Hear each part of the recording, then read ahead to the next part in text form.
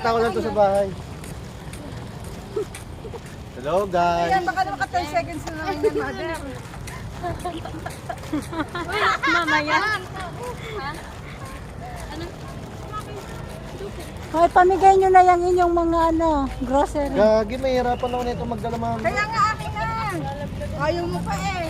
Siguro madami kang handa sa Pasko. Pambagong taon na namin to.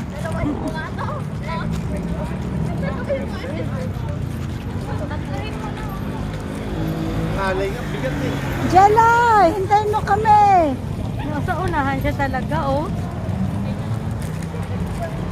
Ba't Iniwa- tayo iniwanan ng ating ama? Iniwanan na tayo ng ating madam.